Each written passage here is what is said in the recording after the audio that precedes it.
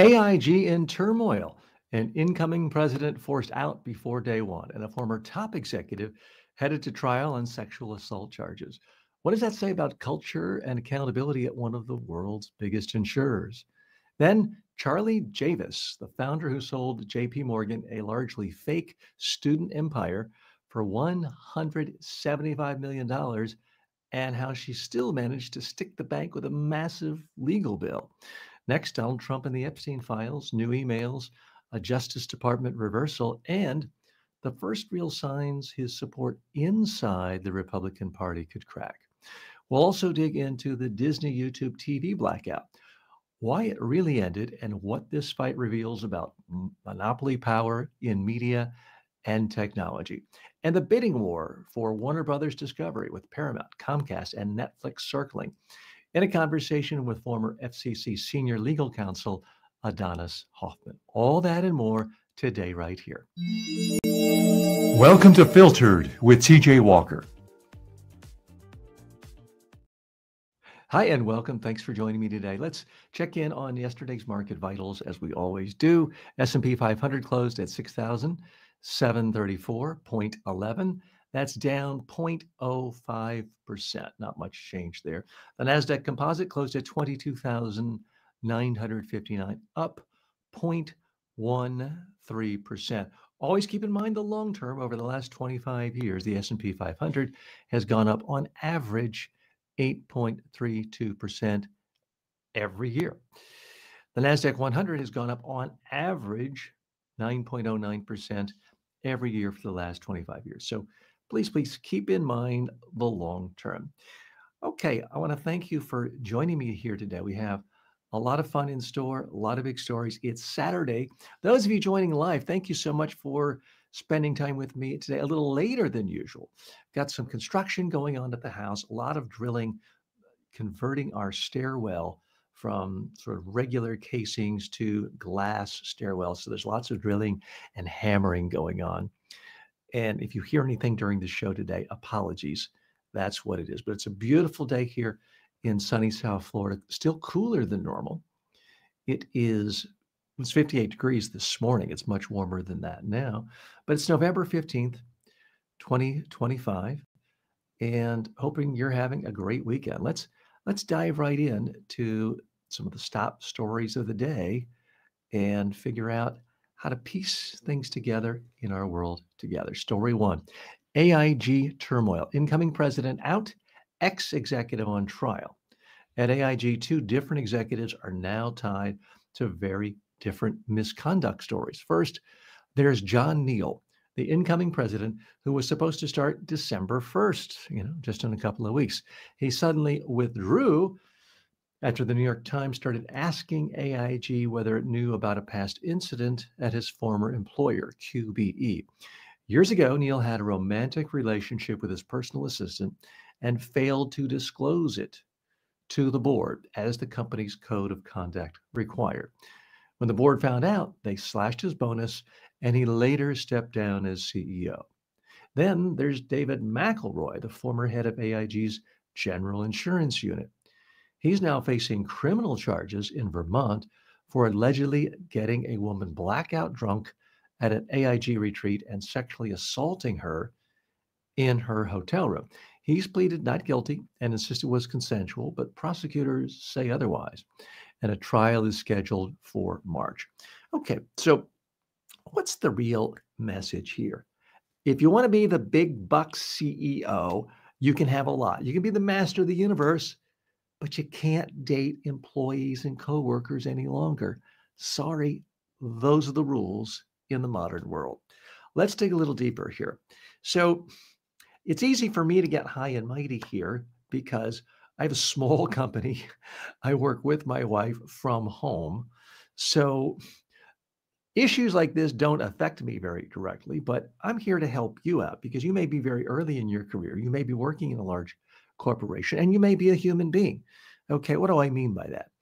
Human beings can't necessarily control their emotions. Human beings fall in love with people that they spend time with. And guess what? In the modern world, you spend a third of it sleeping, a bunch of time commuting, grabbing food here and there. You spend most of your waking hours, if you're like a lot of people between the ages of 22 and 65, around people you work with. And this is why Bill Gates married someone who worked for him. It's why a lot of people marry people they work with. Maybe it's someone who worked for them. Maybe they worked for that person. Maybe it was just a colleague in a bigger organization. It happens. Guess what? The rules have changed now. If you want that highest level of prestige, of hey, being the CEO, it's just not going to cut it with your board of directors anymore. It's not wink, wink, nudge, nudge, boys will be boys. Don't tell anyone because the whole world is going to find out. So if you are ambitious and you're a hard worker and you're a human being and you want love in your life, you can say it's unfair. You can say there was no coercion. You could say, well, I wasn't in the direct line of command or chain of command. The reality is you can have love with someone you work with, or you can continue to get promoted and not demoted, but it's going to be harder and harder to get both. Now, I remember when my career was starting 40 years ago, not only was this sort of thing not frowned upon, it was actively encouraged in some offices I worked in, even some government offices I worked in. It was encouraged to date people you worked with and to date people you managed. It was a different time. I'm not saying it was okay then, but it's a different time. And some people have not gotten over that change. Are we getting occasionally into the era of, oh, too politically correct? You said someone looked nice that day, and that's harassment. You should be fired. I don't think we're really going that far. I don't see any examples of highly paid, high profile, highly competent CEOs who are getting fired because they gave somebody a compliment. So let's not play the politically correct conservative claptrap routine here. It is a fact that many people in the workplace, typically women, feel like they don't have power to say the no to the boss. And these relationships can be coercive and they can be messy and they can be disruptive. And if nothing else, no one else in the office wants to get in between a lover's spat. And that's why it's just not a good idea. I'm not going to say it's immoral to ever date anyone that you share office space with, but I can tell you it's not a good idea in the current climate. Now, 5-6 years ago, things really peaked with the whole Me Too movement. You could argue, as in the case of comedian Aziz Ansari, where things went too far of seeing people's careers ruined just because someone didn't interpret a signal the right way in a dating situation. But when it comes to dating people you work with, and you are the big boss or one of the big bosses or one of the honchos with the 7-figure income, and somebody you think is cute or attractive with the 5-figure income is smiling at you a lot, hold on. Time out. It's just not a good idea.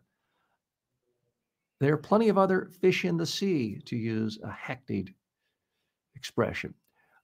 Date elsewhere, find people elsewhere. I realize a lot of the most successful people in the world, the most celebrated people in the world, did in fact form their most permanent love relationships, their spouses, the parent of their children by first meeting in the workplace. But that's just one of those areas where things change. I would argue most of the time, not all the time, most of the time, things change for the better. 40, 50 years ago, it was considered shameful to be gay. Not so much anymore. That's a good thing. I'm pretty good. Believe me, my portfolio is very happy that Tim Cook has been able to manage Apple and make it, 10 times bigger, frankly, than Steve Jobs ever did. And nobody even cares about the fact that Tim Cook is gay. So societies change, standards change. The ethics of workplace do's and don'ts change. And this is simply one of them. Now, what surprises me is I'm just wondering, was this somehow a surprise to AIG? I can't imagine that they didn't know about this. And again, John Neal, who was supposed to take the top position at AIG December 1st, just a couple of weeks from now, did have a romantic relationship with his personal assistant at QBE 8 years ago. And he didn't disclose it to the board, which he was supposed to have done, although it is tricky having a relationship with your assistant. I mean, their very job is to take care of your every need, or no, I should say some of your business needs, I should say. Maybe that's how he got into that trouble. And he had to step down because of this. So it's one thing if you are a CEO of a small advertising agency with 30 employees in a mid-sized town. Not saying that's an excuse to do things improperly, but there's some leeway when you're dealing with a very small company. But AIG is one of the biggest insurance financial services companies in the world. They can get top talent without scandals and problems, because the last thing they want is more negative publicity like they did with David McElroy. Now, this was the executive president I mentioned in the newsread, overseeing AIG's general insurance unit. He went to Vermont on a work summit, and he and apparently another woman got really, really drunk. And the next morning, she wakes up half naked. I won't get into which half. And needless to say, they have different recollections of how the evening proceeded and who consented to what. So if you're traveling for business, just realize it's still business. Yes, if you're at some exotic locale, things are different, things are exciting, nice restaurants, maybe a nice wine list. Be careful.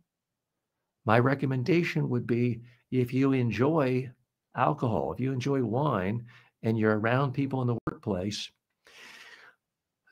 maybe you have the second glass poured, but you only drink one. Let's make one a limit. I'm not saying you have to be a teetotaler.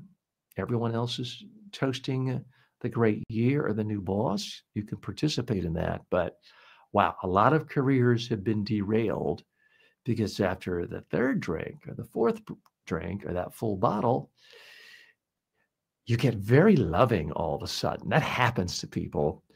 And the next day, perceptions change. So be careful. It's a warning to anyone these days, could be man or woman in the workplace.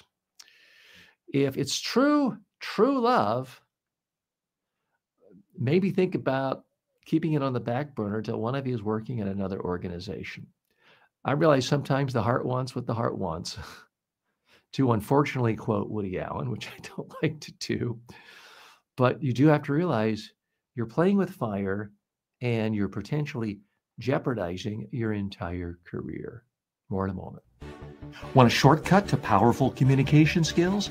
Download the TJ Walker Success Library, 5 of my best-selling books for only $9.95. Go to tjwalker.com/books. Instant access, big impact. I've had entire YouTube channels wiped out overnight, so if you enjoy this show, don't lose track of me. The safest way is my newsletter, substack.com/@TJWalkerSuccess. Sign up for free and you'll get exclusive commentary, live session alerts, and first access to new tools. Again, that's substack.com. Just search for TJ Walker or go to substack.com/@TJWalkerSuccess. Your direct line to everything I do. Welcome back to Filtered. I'm TJ Walker. If you're new to the show, thanks so much for spending a little time with us. If you're live with us on Saturday, if you're watching on demand, thanks for doing so. If you are listening to us on any podcasting platform, please follow us, subscribe us, and consider leaving a review. So what's this show about? Every day, I look at typically the top 5 business, technology, and culture stories of the day and then filter them through the lens of communication skills and personal development skills. This show is different from other business shows. My pledge to you is spend a little time with me each day, and you'll learn more about important stories affecting you and your world, but you'll also learn more about yourself, how you can improve your own personal development skills to be more successful in your personal life as well as your professional life. Issue 2, how Charlie Javice fooled JPMorgan and kept sending the bill. According to the New York Times, Charlie Javice, who is a woman, didn't just fake a company. She turned JPMorgan into her paying customer and then into her paying defendant.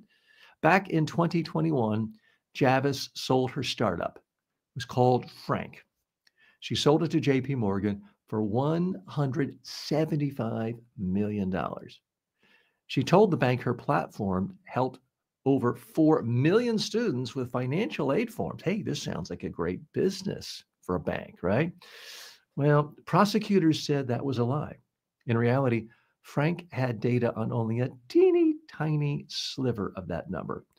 To close the deal, she allegedly hired a data expert to manufacture a massive bogus customer list. So it looked like millions of real users were on the platform. Now, that fraud got her convicted and sentenced to more than 7 years in prison. But here's the twist. Ron Lieber reports she's rung up over $60 million in legal bills, including luxury hotel upgrades and pricey meals. And she sent the receipts to JP Morgan, which has already shelled out about $115 million for her defense and that of a co-defendant. Because they at this point had bought her, they were liable. So they had to pay her legal bills. So what's the real message here?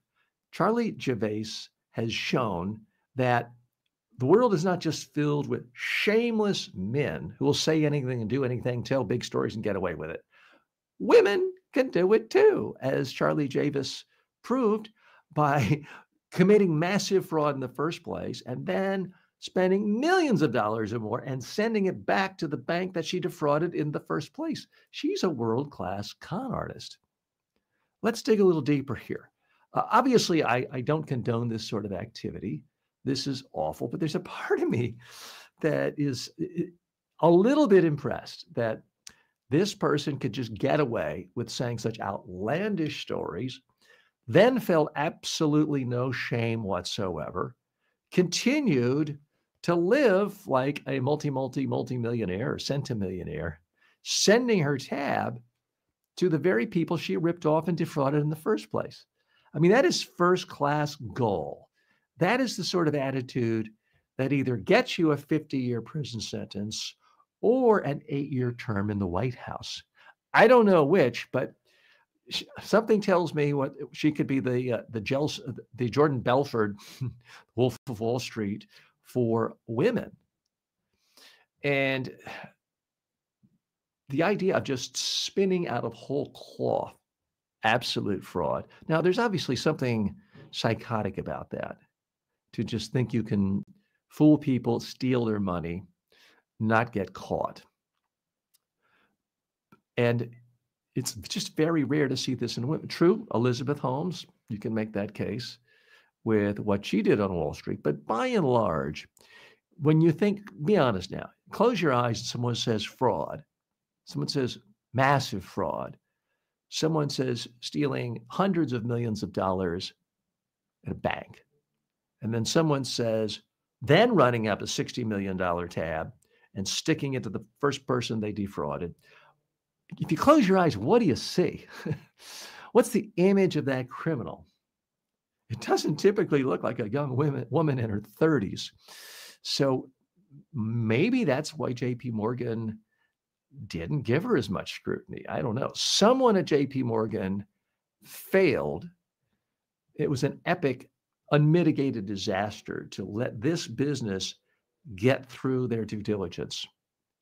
I mean, at some point, if you're about to spend, it's one thing if you're doing a small friends and family angel investing round, you're putting $5,000 in to support someone who seems like they have a good idea. But we're talking about $175 million, even to a big bank. That's real money. You would think that they would have had someone really go through and maybe write or call or reach out to 1 out of 50 customers to say, "Hey, is this real? What do you think of this bank? Or what do you think of this app that's supposed to help people?" It sure seems like they didn't do that. Now, I don't know how many heads rolled at JPMorgan, but certainly some of them should have. And it's pretty hard to make people feel sympathy for a bank in general, but specifically JPMorgan, which is one of the biggest, richest banks in the world. But this has done that. This actually makes me feel sorry for JPMorgan that they got defrauded in the first place, but because they owned her, they now have to pay her legal defense fees. And she's just running up the tab and living the high life. Now, there's a part of me that says, I really wish she does get sent away to prison, but there's a part of me that worries she'll be the next Adam Newman. She'll be the person that someone like Mark Andreessen will say, or some, far right libertarian venture capitalist billionaire will say, hey, this is the sort of person who's learned from experience and learned from failures and thinks big and is a good storyteller and has gone on a big journey. So let's just give her another $50 million for her next startup. I could easily see that happening. And I don't think it's a good thing, but I could see that happen. So what's the real lesson for you and me? It's not that, hey, she got away with it. I could too. I think the real lesson is you don't want to have to worry about going to prison. I know I don't. Live ethically, live honestly. Don't fake your numbers and you won't get in this situation. And maybe no one will offer you $175 million for your business, but you can sleep well at night. You can have a good conscience. And you know what? You can still make a nice living. We don't all have to make $175 million. Fascinating story. More in just a moment. We'll be right back after this break. Want more? Grab my 5-book success library for $9.95 at tjwalker.com/books. It's the fastest way to level up your communication. Imagine being the most confident person in the room, whether you're on Zoom or on stage. That's what thousands of professionals are learning to do right now through my online communication courses. At Media Training Worldwide, you can access my complete training library on demand, affordable, and actually effective. Whether you're preparing for media interviews, client presentations, or TED-style talks, I've got you covered. Check it out, MediaTrainingWorldwide.com. You'll never wing it again. Welcome back to Filtered. I hate talking about this story, but the story is chasing me and you and everyone else around. It's dominating news coverage everywhere. Trump, Epstein, and cracks in the GOP. President Trump is trying hard, and I mean really hard, to make Jeffrey Epstein a Democratic scandal. And in the process, he may be making his own problems much worse. After Democrats released emails suggesting Trump's knowledge of Epstein's sex trafficking operation was deeper than previously known, Trump ordered the Justice Department, formerly known as the U.S. Justice Department, now known as the Trump Justice Department, to investigate only Democrats. And JPMorgan, not himself. He singled out Bill Clinton, Larry Summers, and Reid Hoffman, even though there's no credible evidence they were involved in Epstein's crimes, and all have denied wrongdoing. They did all know him and had had interactions with him. So this is a quote from Trump. Epstein was a Democrat, and he is the Democrats' problem, not the Republicans' problem. They all know about him. Don't waste your time with Trump. I have a country to run. He didn't just blurt this out in response to a question. He wrote it down on social media. So there was some thought there. It was an active decision to put that message out. Attorney General Pam Bondi then reversed an earlier Department of Justice conclusion that the Epstein files didn't justify new cases, quickly launched a new probe. a move critics say shreds Justice Department independence and may help keep more Epstein material secret. Politically, this is starting to boomerang. Trump just dumped Marjorie Taylor Greene, one of his loudest allies. She's the one who said for years, I love Donald Trump. I'm on Team Trump. I love him more than anything. They had a falling out. She's now accusing him of trying harder to bury those records, the Epstein records, than to help struggling Americans. Add in nervous Republicans already uneasy about his handling of the Epstein mess, and the risk is clear. This isn't just another partisan fight. It's a scandal that could crack Trump's base. Okay, so what's the real message here? This Epstein drip, drip, drip now is turning into a waterfall.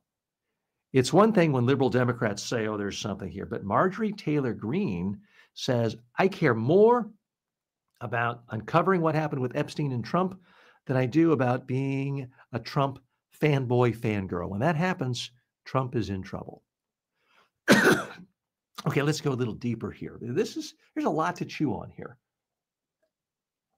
So this quote that Trump put out really does jump out at me. Because let's be fair here. I'm here not as a partisan, but I'm here as a sane, sensible centrist analyzing the news through the lens of communication skills, personal development skills. And I will tell you, even if I don't agree with him all the time, Trump is a world-class communicator. He is skilled at attacking. He's skilled at defending himself. He's skilled at counterattacking. He's skilled at changing the narrative. And this is not like him. This quote of Epstein was a Democrat and he's the Democrats' problem. Nobody believes that.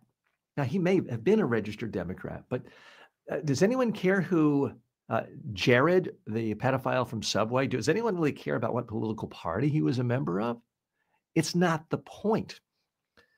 And to say he's the Democrats' problem, not the Republicans' problem, that boggles the mind with the stupidity of that. He's the president of the United States. There are more than 1,000 references to Trump in Epstein's emails. Epstein is saying, hey, Trump knew about the girls in writing. Trump is saying, yeah, Trump spent time with this girl alone for a few hours today. Trump's over at the pool and so obsessed checking out the girls who are half naked running around, he walked into a glass. This is a problem for anybody who is described that way. And it's not a Democratic president at the moment. It is Donald Trump. So the idea that you could just say it's a Democratic problem is laughable, because I do want to give Trump credit. When he does make attacks, when he does change the direction of a story, a news cycle, there's usually some real cleverness there. There's something where you think, well, he's got a point there, even if you don't agree with it.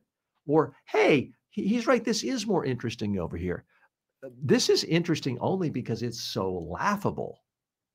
It's just utterly laughable to suggest that Epstein is a Democrat and therefore he's a Democrat's problem, and you're wasting your time talking about Trump with this.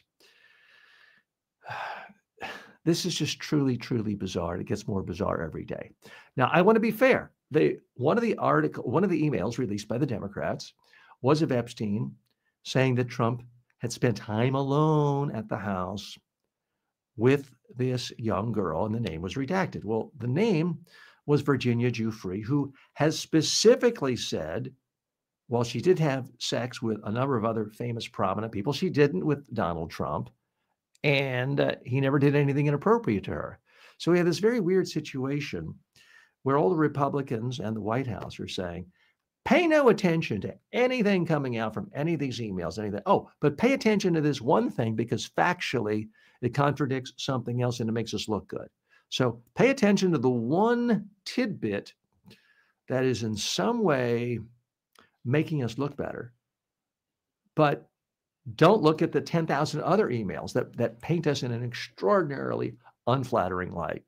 That's just a hard, that's a hard needle to thread. And he's trying to do that. Do I have proof that Donald Trump is a pedophile? No, I do not. Do I have proof that he slept with underage girls or had illegal sexual contact with 17-year-olds, which would have been illegal in both Florida or on Epstein Island? No, I do not have proof of that. But if he were guilty, it's hard to imagine him acting guiltier than he is now. It's hard to imagine someone who was guilty of those crimes working any harder to try to change the subject, to try to deflect criticism. Does that make him guilty? No. But remember, you and I are not judges. We are not juries in a court of law.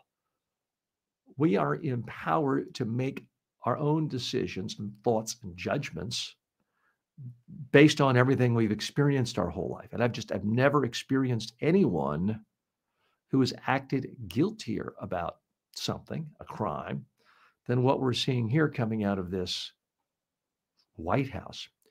Now, here's the other bizarre thing. So the process, and again, this is very clever on Trump's part. You got to give it to him. By saying, I now demand an investigation of Democrats, he's opening up the investigation at the Department of Justice. So in theory, if the House next week does vote, in fact, to release all documents and it passes the Senate, Trump could say, well, I got to veto that because it's an active investigation and that might taint the investigation. And that would in fact be a normal procedure at some level, although nothing about this is in any way normal. We haven't had other presidents say, I'm being accused of horrible crimes. Don't investigate me. Don't look at anything. Just investigate Democrats because they're the other party. And that counts. That has just never happened before. Yes, Nixon has tried some dirty tricks, but never anything just blatantly out in front like this. Let's take some comments from you. Winter says, why do they move Maxwell right after Trump's lawyer talked to her? Good question. Why is Trump saying things like, I don't really know Ghislaine Maxwell, but I wish her well. And there's all sorts of pictures of them palling around. Bill Maher made a good point yesterday on Real Time. He said, Obama was president for 8 years. You didn't hear him saying, I wish the absolute best to Jared, the subway pedophile. You didn't hear him saying that. You didn't hear him moving Jared to comfier conditions in prison. And yet that is what we see him doing with Ghislaine Maxwell. Now, again, a court of law, there's not enough evidence to convict him on this, but in the court of public opinion, it certainly seems like the most credible scenario is Ghislaine Maxwell has got the dirt on Trump. She was there. Maybe they were all naked. And maybe she was there, shoving him in the room with the naked 17-year-old saying, have fun. I'll be back in 3 hours. Again, I'm not alleging that. I'm just saying, imagine if that were to happen. Now we have a real incentive for Trump to wish her well, give her fancier accommodations and a nicer prison.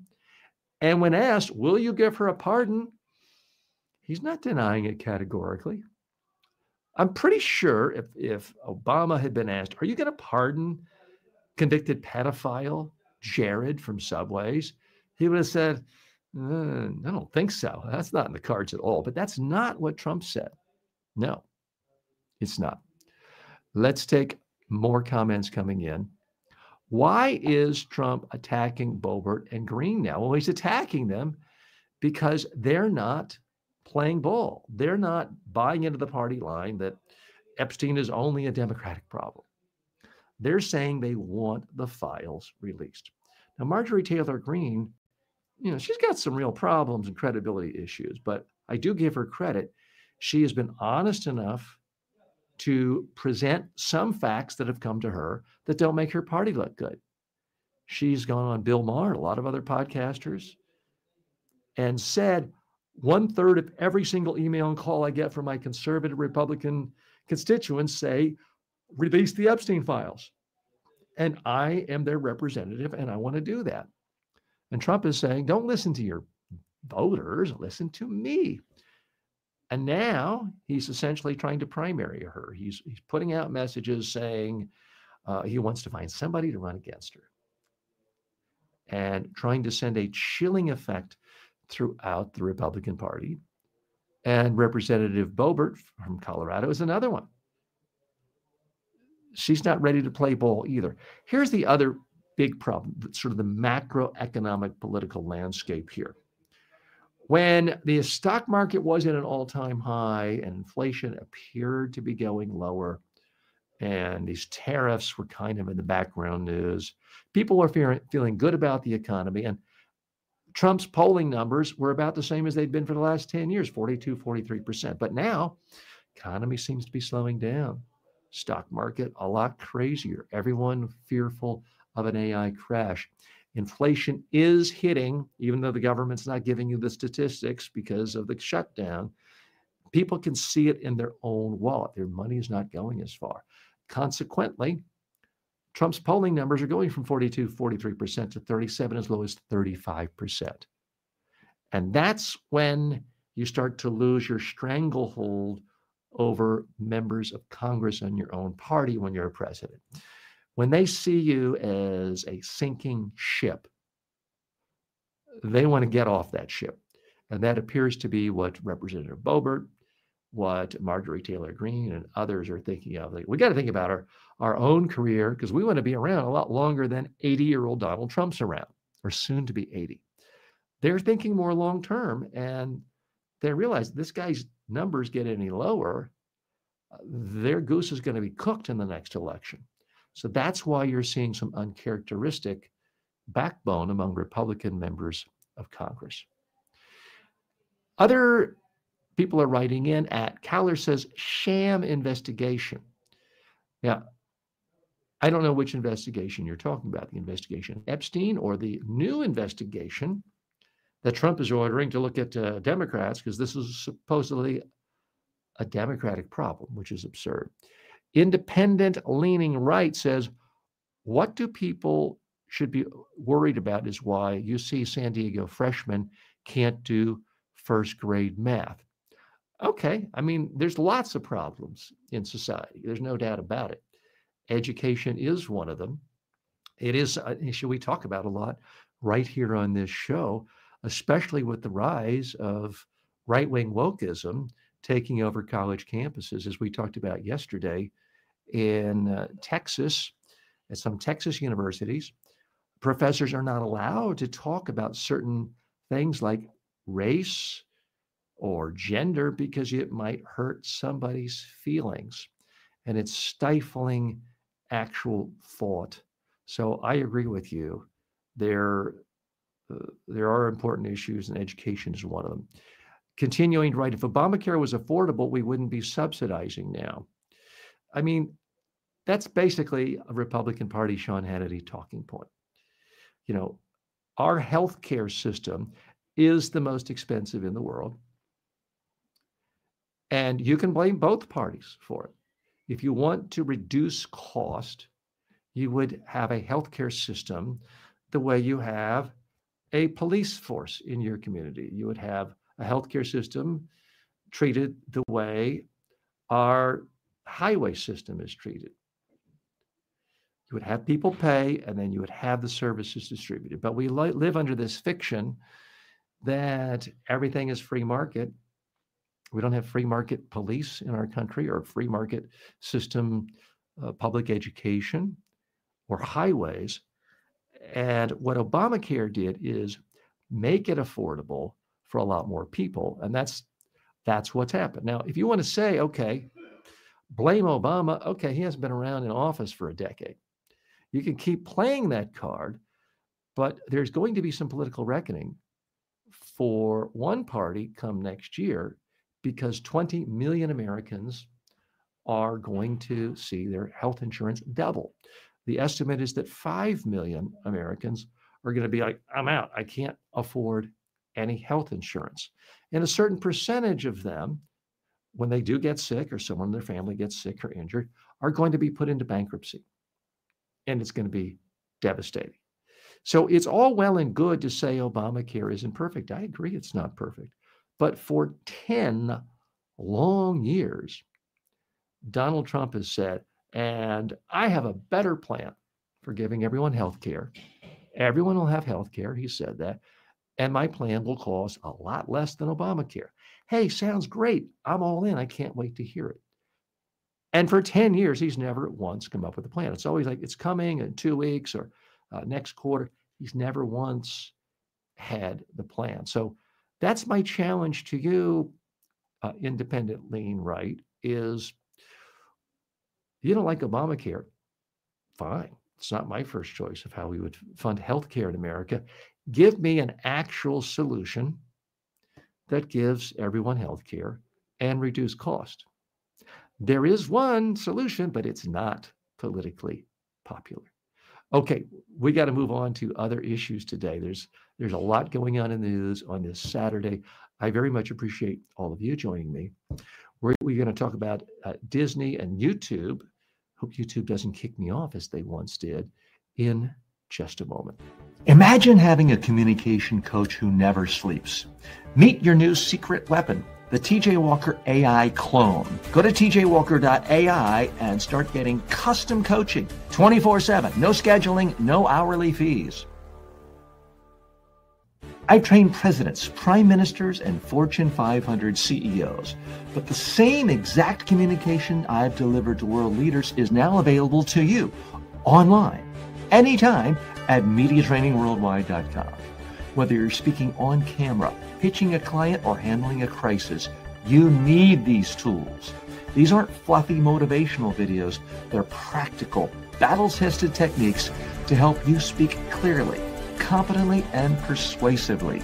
Go to MediaTrainingWorldwide.com and take your communication to the next level.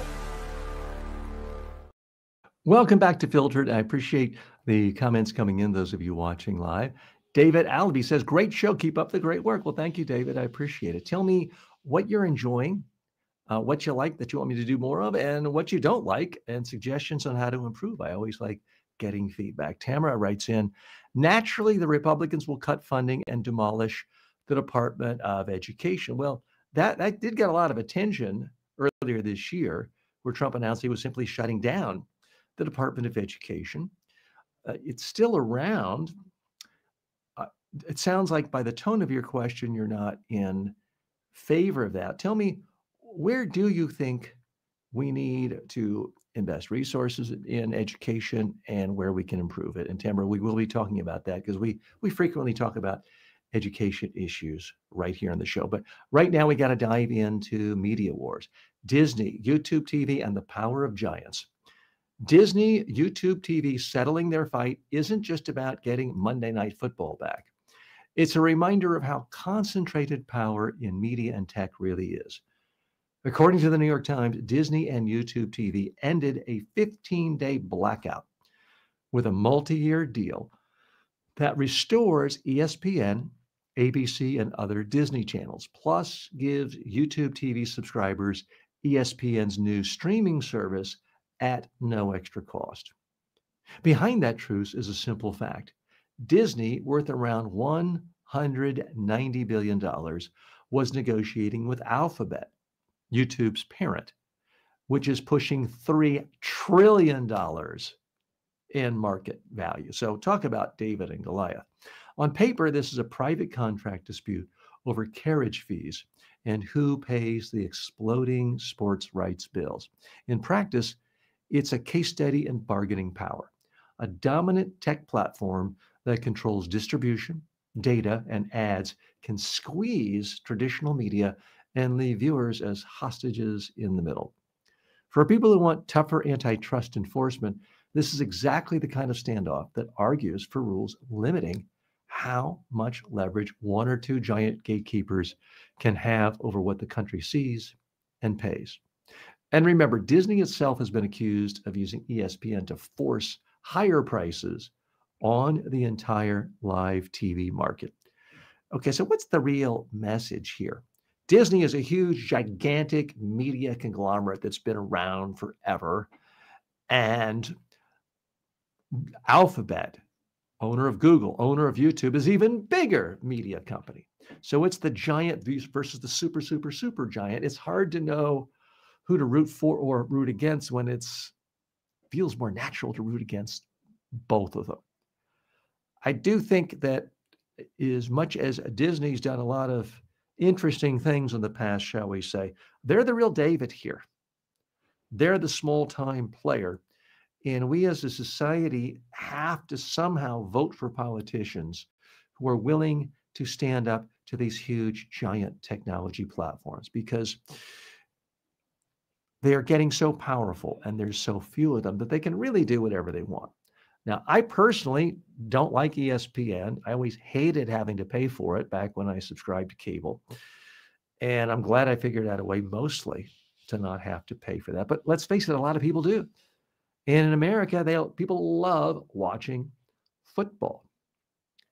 And at some point, if either Google gets bigger or Apple gets bigger or Amazon gets bigger or Facebook, one of those four get a little bit bigger or maybe even gobble up the other two, they could maybe charge $1,000 an NFL game to watch on your own TV if they wanted to, because there's so little competition. Now, all the big tech companies say, what are you talking about? TikTok's competition, everyone's competition. It was the Disney people back 35 years ago before the internet. They're the ones who had it good. They're the ones who had the monopoly. We're just these little players out here. It's not that simple. The biggest technology companies are getting bigger and bigger and bigger.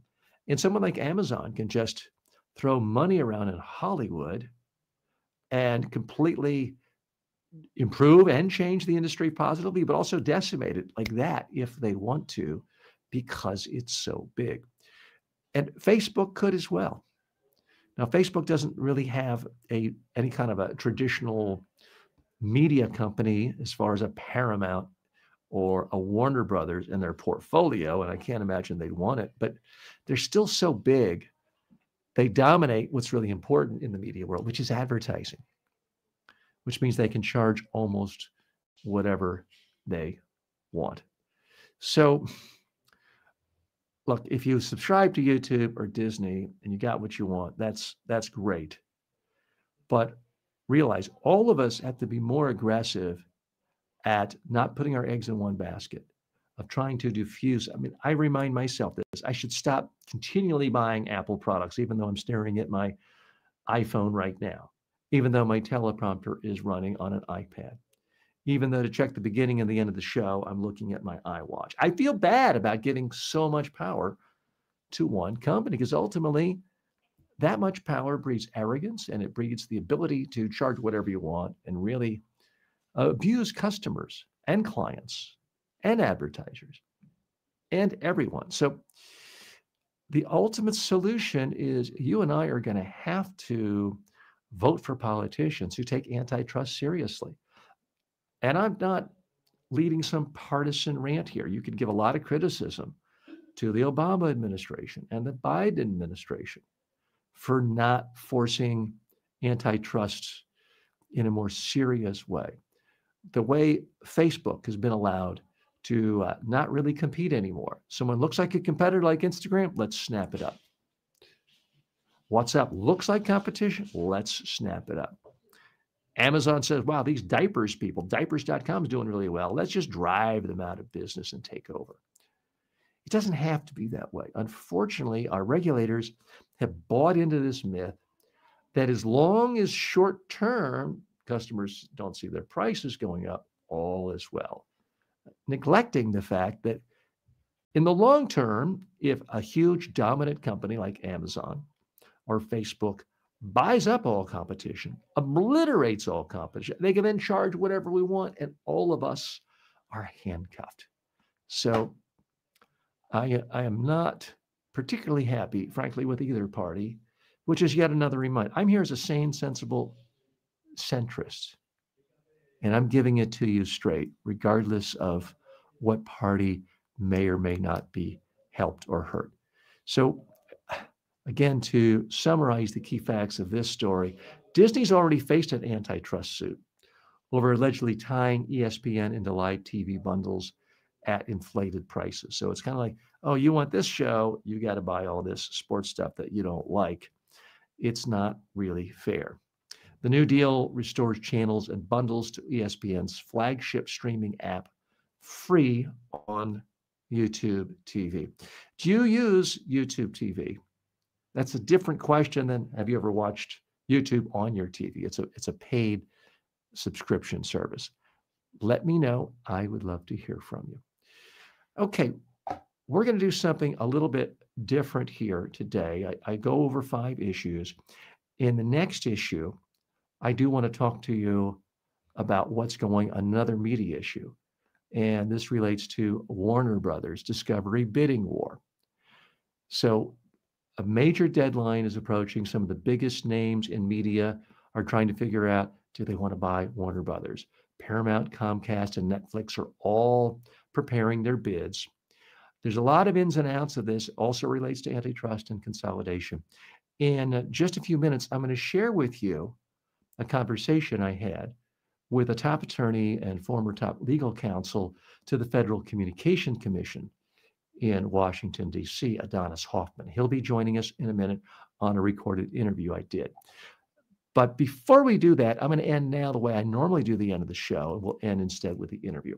I always take questions from you about something unrelated to the news at the end of the show, because this show is trying to be a different type of a business news show. We're trying to actually help you get better and improve and learn communication skills and personal development skills. So this question comes from one of my students, as they typically do.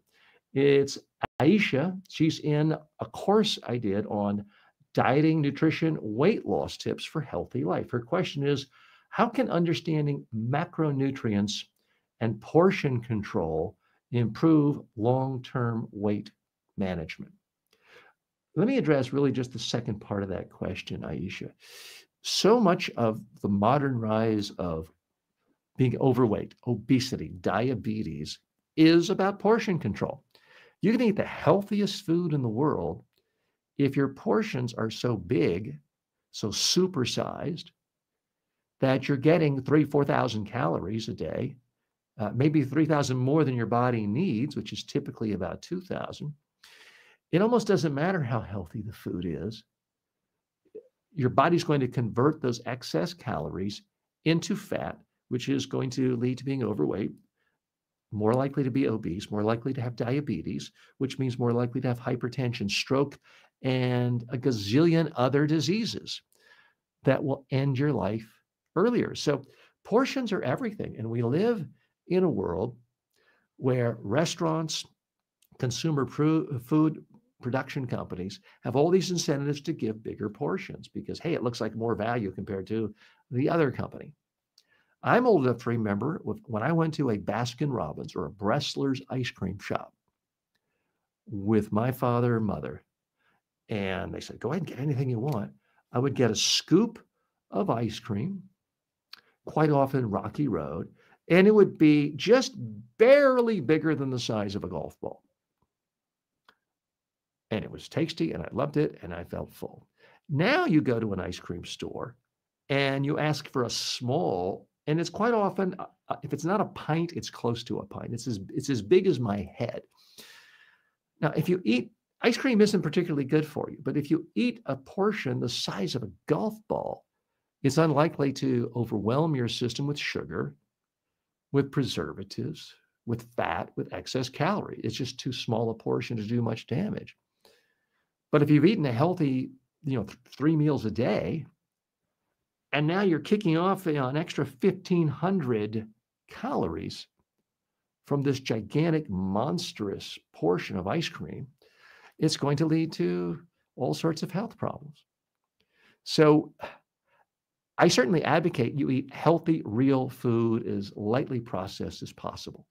Real fruit, real vegetables, unprocessed, real meat that isn't fried at the right portions.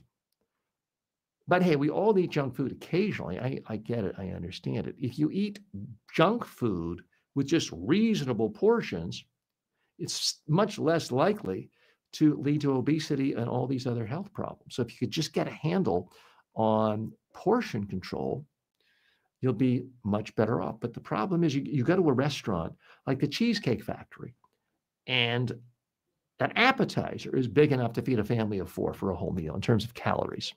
So it's a huge, huge problem with respect to the macronutrients. The problem most people have is not getting any nutrients.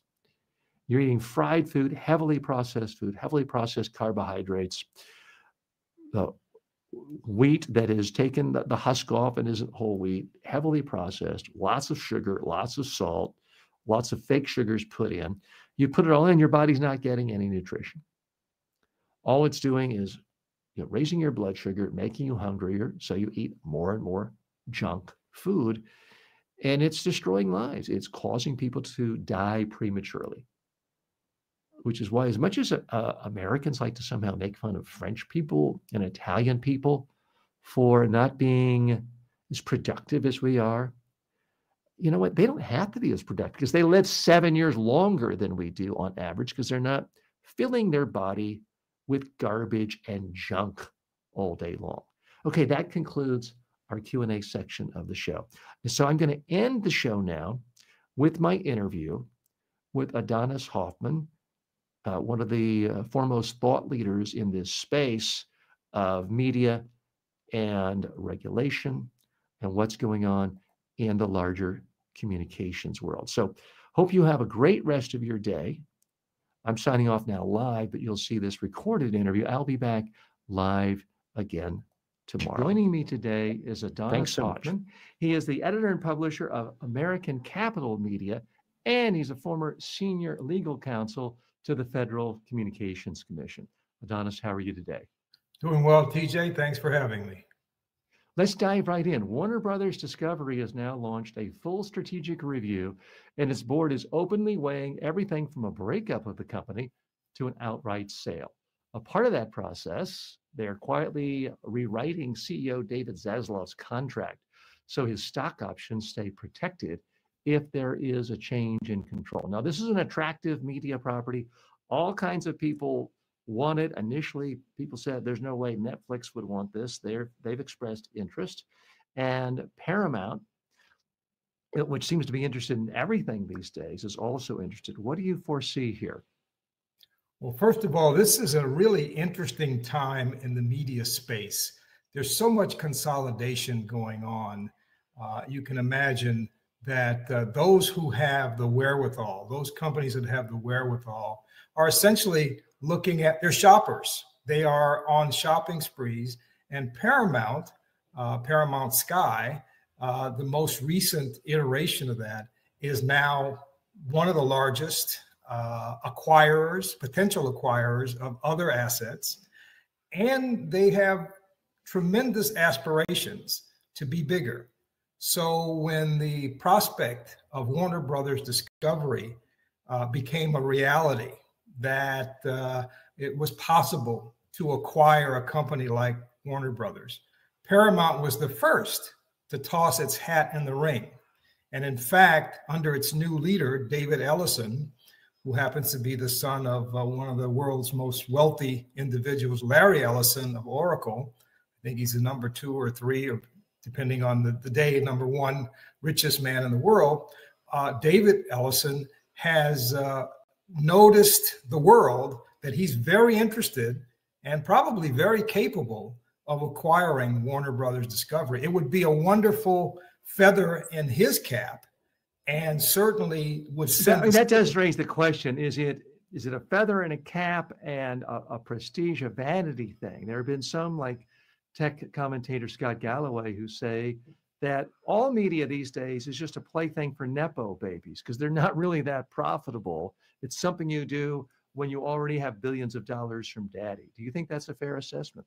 Well, not necessarily. I mean, I watch the media space fairly well. I mean, there are real dollars involved in media. I mean, you wouldn't have very smart business people, David Zaslav, and others involved as media owners if there was not profit in the business. So, but it doesn't seem to have the exciting growth that some streaming properties do, or what TikTok does. I mean, TikTok. sure. You look at what CNN is doing in terms of its viewership, which is one of the properties under this umbrella. Its societal impact, its positioning in the zeitgeist, it's just overall viewers and advertising revenue. It's in a shrinking market, isn't it? You put your finger on one of the tough challenges and issues that the media industry is facing today. So linear television, for example, what we grew up watching, the networks and those in local television, is a declining business by every single account. Every financial analyst, they all recognize that it's a declining business because consumer tastes, viewer tastes are changing. We want to have our media on our telephones or on our laptops, et cetera. We don't want to sit in front of a television and watch it. So that's a reality. It's a marketplace. Or at least not from the Channel 3. I mean, there is a lot of research showing, even with my own show Filtered, that people are watching it on a big TV, but they're watching it because there's an app on their TV that says YouTube or that says HBO or Apple Plus. That is correct. They're not looking for, where's my ABC affiliate?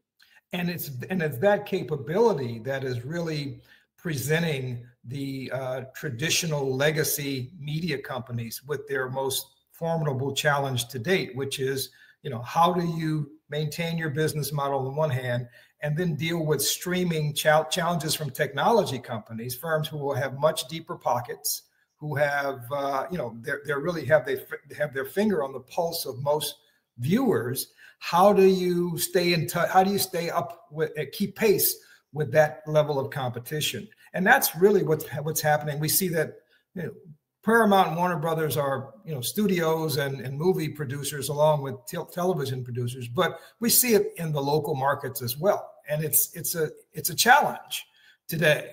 Now, I do want to point out, I think, an important point, and that is, it is the business of local television, for example, which is declining, is still very much a cash producing cow. Now, is it at the same level as a Google or an Amazon or a Netflix? No, those are the 20,000 pound gorillas, if you will. But there is there's some value in both financial value and other societal value in having these other legacy types of media productions.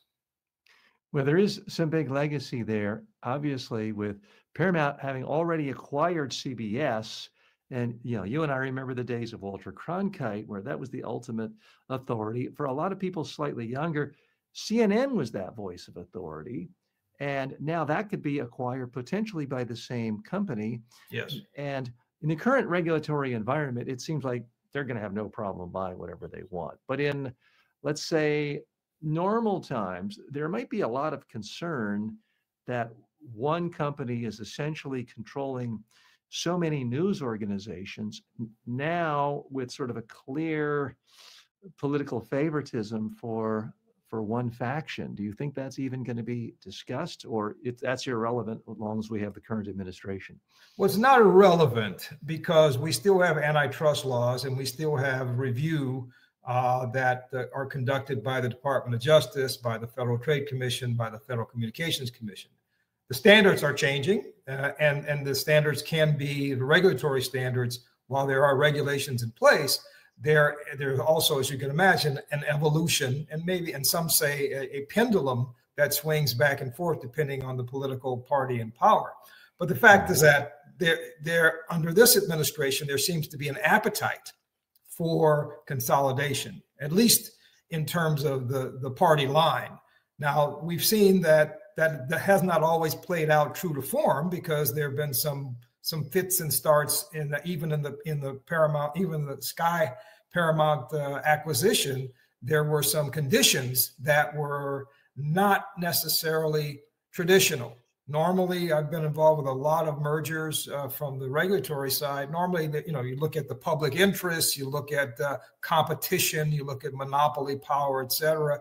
Well, those things were looked at, but there were some other conditions that were imposed by the FCC, for example, the dissolution of certain diversity programs, the making sure that conservative voices would be preserved in the successor company. Those are relatively new behavioral conditions that were imposed on this merger. Divestiture was not so much a part of it. And typically in a merger, you get two things. You either have to divest assets to stay under a certain cap, and you have to adhere to some conditions. And that will relate to an issue that'll relate to an issue that we're going to speak about in just a few minutes, revolving around Nexstar. But yes, Adonis, for our viewers who don't know, you advise a lot of media companies on mergers and acquisitions. What would be your advice to someone like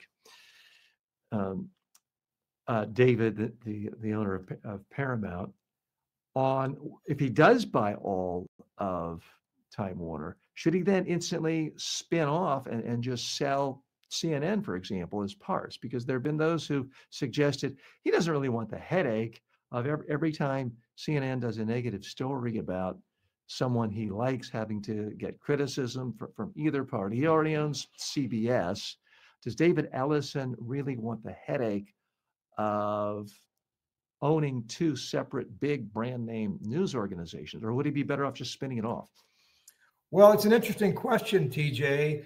I don't know David Ellison personally. I know some people who work very closely with him, and I don't, pretend to be in his head, but I would suggest that from all outward signs, it appears that he is very acquisitive and very aspirational and ambitious. And I don't think that the notion of owning two competing or two big cable producers in the same space is would be in any way a detriment or an impediment to what he wants to do. Now, that having been said, I think there are certain economies of scale, so that the bigger you are, one, you've got so much leverage in the advertising space, which you alluded to earlier. You also have the capability to push out as much content over as many distribution channels as you can. So there is value in scale. And last but not least, we know that the tech firms, the tech companies that are increasingly becoming more interested in media properties and media acquisition, think of the NFL. I used to laugh Thursday night football. I watched NFL on Amazon Prime, and that is a trend that is going to just continue more because they can afford to pay so much more than the legacy media companies. So I do think that scale has tremendous value in this marketplace from a competitive standpoint. And it's just a fact of life. Consolidation is going to happen. It's happening. It happened in the airline industry. It's happened in the banking industry. And it's just a fact of economic life. Now, we may not like that. And with consolidation comes some really important societal challenges, which is, you talked about it, diversity of opinion and perspectives. That's something that we have to deal with. But it is very much a trend. And I don't believe that all things considered, that Mr. Ellison is going to have much difficulty. His difficulty is getting to the price that Warner Brother Discovery believe that they're owed. How do you price something that appears to be a declining? I mean, Time Warner makes a lot of things. Yeah, they own CNN, but they also own HBO. They have movie studios. They have a lot of things. And news just came out today that for the last 3 months, 25 major Hollywood dramas and comedies have come out with big stars, the Meryl Streeps of the world, some of the top stars. Every single one of them has failed to break through and to be a hit. I mean, not one. It's, you think of movies as, okay, 1 out of 3 or 1 out of 7 will do well, but you don't typically think of 0 out of 25. So there are a lot of people saying this whole decline of the film industry is going to happen much, much faster, coupled with news from earlier this week that the #1 hit country music song in the entire country, according to Billboard, was completely AI generated. I mean, I look at those two factors together, and that tells me, other than my own show, I would not want to own a media company because it just seems like they are on the wrong end of history now. Well, you point out some very interesting and compelling facts. So, audience appetite is changing. It's evolving, or it's certainly changing with respect to how audiences want to consume media. Two, the business of media has changed considerably, and the old rules that we thought would rule the day are changing, and companies are now entering this marketplace that have not been before. So I would say that, essentially we've got a dynamic media environment. Consumer tastes are changing, and by the way, streaming has not been necessarily the most profitable for most of the companies in. I mean, the old legacy companies have not really done well with streaming. They've lost a fortune, but arguably because they waited 20 years too late after Netflix got into it before they got started, right? Sure. And well, you got the subscription model and just getting into that space. So they're all trying to figure out in real time how to capitalize, how to leverage the values that they have and the assets that they have. And it's a story still being written, honestly, TJ. And I think you certainly are on the forefront, at the forefront of media understanding. You started off asking a question about valuation, and valuation. I mean, by the way, David Ellison, if you're watching, I will sell this show for less than $350 million. and I will co-sign that. Free press. TJ, I will help you on that. I'll certainly co-sign that and endorse it. But in terms of valuation, I'm no expert. Just for sake of integrity, I'm not an expert at valuing media properties. But based on my experience looking at how these things have unfolded, media values are based on what the board of directors says it, and what they want, what the market can bear. So, for example, a company that's going for $24 a share and that's trading at $20 a share, for example, may want to demand a premium of $25 to $25 a share, or maybe up to $30 a share. And if they can get that in the marketplace, hey, bully for them and bully for the shareholders and the like. And that really is what drives it. Now, all the factors that go into getting that market share up to that point, they're varied. They're many and varied. However, once you get to that point, then it becomes a trading game. Who wants it? Now, Ellison has offered 3 times now. I think he's up to 24 was the last bid, perhaps 24, 25 per share. And it's been reported that David Zaslav and the board of Warner Brothers Discovery wants to at least get $30 a share. So if that's the case, then we're in for a bidding war. And I think they've put a deadline. Well, I mean, the ideal bidding war, if you're Time Warner, is 5 different media companies, and it certainly does bidding for you rather than just yourself with one bidder. Yes. There are many who speculate other big media companies just can't justify even the current price. They see it as declining. What other changes do you see happening right away if it is acquired in the most likely scenario with Paramount consuming them? I know some of my friends are worried that, wow, the first thing that's going to happen is Bill Maher is going to be fired. He's going to be, they're going to come out with a box of his things and walk him out of his studio for Real Time with Bill Maher and HBO and say, see you later. We don't need you anymore. And maybe that's too in the weeds. After all, South Park still exists on Paramount properties. But it does concern people about consolidation of viewpoints and ideas, which does lead us to the next story that we have to talk about, where you're also an expert. By the way, our guest today is Adonis Hoffman. He's a well-known advisor to media companies. He's a former senior legal counsel to the Federal Communications Commission.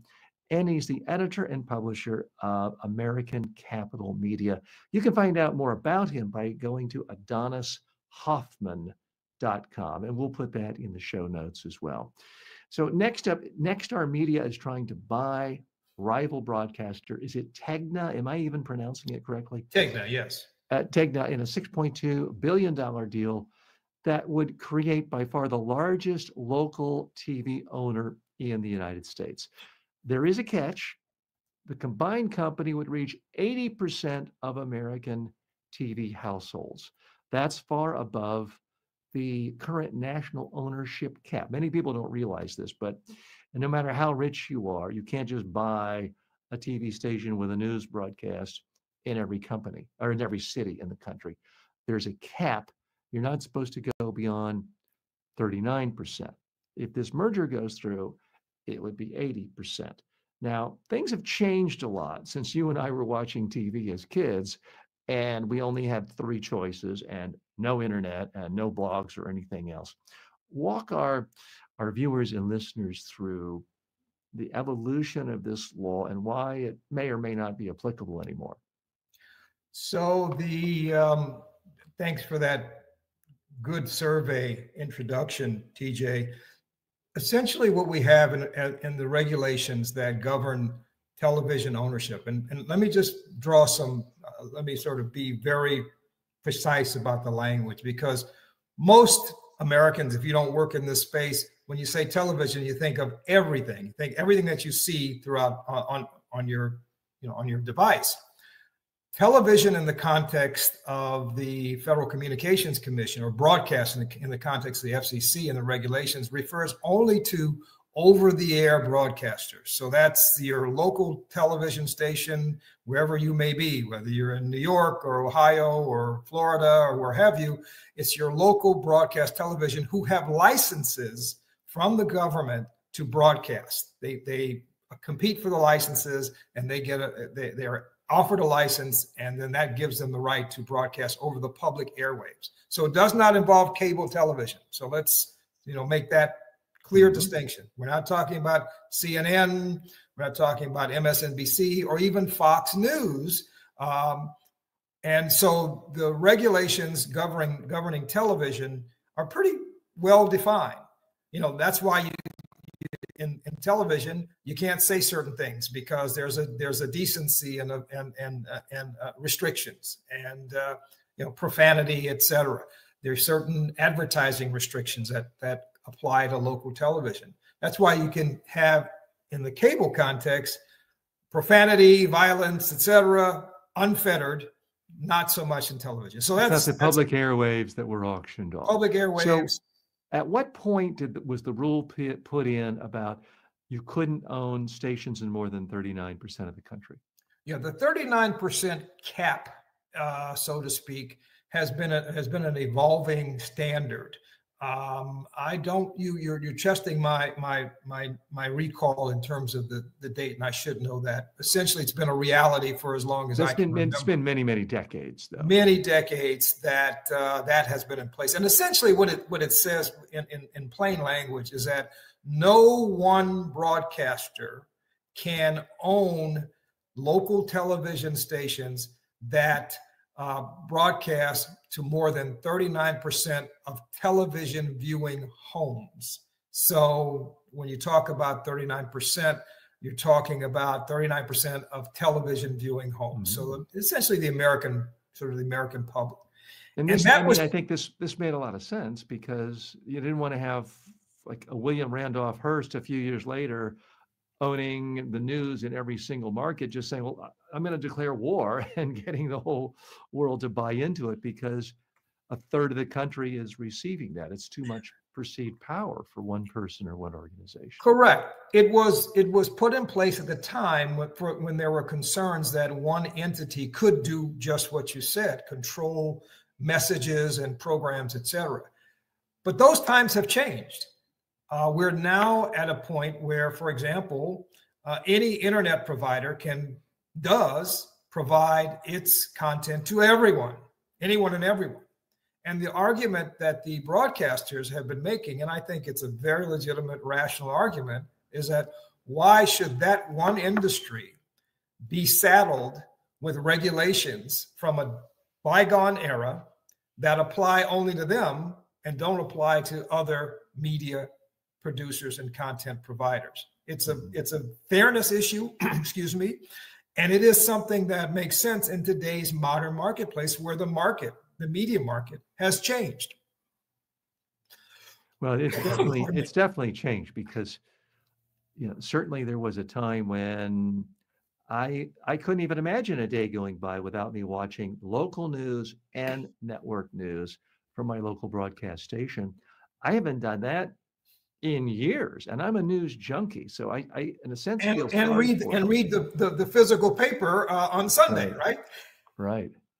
So they do have a lot more competition. There's no doubt about it, because there really was an easy time when TV stations were the proverbial cash printing presses. You got a station in a mid-sized market with a market growing, and you were the family that got the license. Life was easy because you had a third of your population. A city of 1 million people, you had 330,000 of them watching your news every night. And it was an easy way to print money. Those days are long gone because now you have infinite competition with every YouTube, every TikTok, every video game, and they're fighting for little scraps. In general, I'm someone who thinks the United States government should be more aggressive at antitrust for things like Facebook. I don't think Facebook should have been allowed to acquire Instagram or WhatsApp.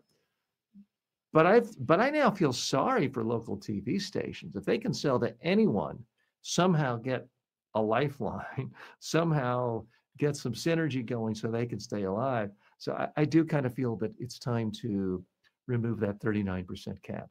Well, you've just made the argument very persuasively and cogently and with great articulation that the broadcasters have been making or attempting to make, and they've actually been making this argument for quite some time to Congress and to the FCC. Now, under previous administrations, there has been not much receptivity to doing that. And even when I served in the at the FCC under the Obama administration and Democratic administration, and previous to that in the Clinton administration, there was no appetite whatsoever for even looking at adjusting that cap. There is now.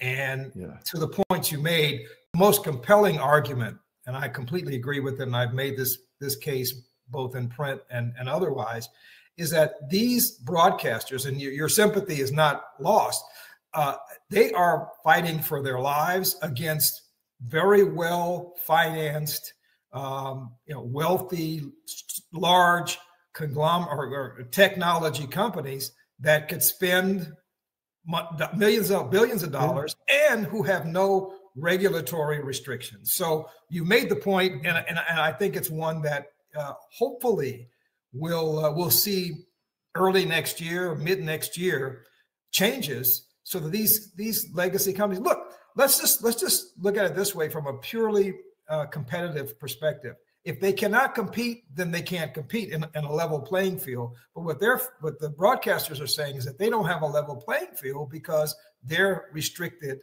They're carrying around the regulatory burden that does not exist with their competition. And that's a very smart and compelling argument. And I would have scoffed at that argument 30 years ago, 20, maybe even 15 years ago. But in the current environment where, Jeff Bezos has got a $1 trillion company, and for what is the equivalent of you or me reaching into our pocket, pulling out a little change, he could buy the whole thing, be in a grumpy mood, and fire everyone, and it wouldn't even have an impact on his net worth or his company's market cap. Times have changed. There's no doubt about it. You put your finger on another issue, TJ, which you mentioned earlier, and I wanted to come back to, and that is the tendency of media owners to come in and fire everybody or to, change the organization so that it reflects a certain character. That again is a marketplace economic reality where we may not like the perspective that a an owner has, but it certainly is his or her prerogative to come in and do that. And again, the market will determine whether that is a successful endeavor. So, for example, a company that wants to go completely to the right 24/7 has to engage in the marketplace and put out programming and et cetera that will appeal to that particular consumer viewer base. Likewise, those who choose to go to the left, and the challenge is for those who really want to go down the middle. And just as a point of reference, a company like Nexstar has a cable property, News Nation, which attempts to be the sort of the middle of the road, not too far left, not too far right, but the news just as it is. And they're getting some traction because studies are showing that many Americans, particularly those in the middle, independents, want their news straight down the middle. They don't want a left spin or a right spin. They want the news. Now, obviously, there are those on the left who want to hear that perspective reflected, and those on the right. But for many Americans, they want just tell me what happened. I'll quibble with that. People say that in the same way they say, I want to lose weight and I'm going to buy this diet book, and then they go to Cheesecake Factory and not exercise and eat 10,000. People say all sorts of things. I mean, what Google and Facebook have understood is don't listen to what people say. Look at what they do, and they look at the algorithms. So if TJ just clicks on article after article that says TJ has the best head of hair in the world, let's feed him more stories that say TJ's got a great head of hair. People want confirmation bias. They want to be told what they already think is true. And that's unfortunately the reality of all the social media. It feeds us through algorithms what it tells we already want to hear, whether it's true or not. I think that's the bigger problem, not a so-called absence of straight news. Because one of the things we've found, we're not going to get too deep in the political weeds here, but one of the things we found certainly in the last 5 years is there are tens of millions of Americans where if you give them straight news, just facts, but it means their team lost or they don't like the implications to their team, they will just say you're biased. They will say you're ideologically extreme on some faction, even if you're giving straight news. So I don't have the complete answer for that, and we can't work on that. Nor I. I would say just very briefly that we should always keep in mind the distinction between news and opinion. And I've learned, from some of the conservative leaning organizations that they recognize that there is news and there's opinion. And what I think the phenomenon you're referring to is Americans have been increasingly tuned into opinion and opinion programming, and they like that. So if you want to hear that, if my opinion is that I think the immigration system is screwed up, then I'm going to listen to those opinions that suggest that. So that's an interesting conversation. And I would love to see your research and learn more about, the perspective on that. Great. Well, we'll take that up even next time with more fun. Adonis Hoffman, thank you so much for being our guest today. If you want to find out more about Adonis, you can go to his website, adonishoffman.com. He's also the editor and publisher of American Capital Media. And just briefly, what are we likely to see in the next year or so coming out of American Capital Media? Oh, well, thank you. So our platform has several proprietary channels, if you will, and we focus almost exclusively on business and regulation and policy that affects the world of business, whether it's in the mergers in the banking sector, the energy sector, the healthcare sector, the media and technology sector. So we produce content that speaks to the interests of the stakeholders in those various industries. And sometimes it's it's always all independent commentary. And it's a wonderful platform that allows us to get those perspectives out there. And if companies and entities are aligned with our views, and we certainly welcome their advertising and sponsorship support. So thank you for mentioning that, TJ. All right, Adonis Hoffman, thank you for being our guest today. So pleasure. I love your show.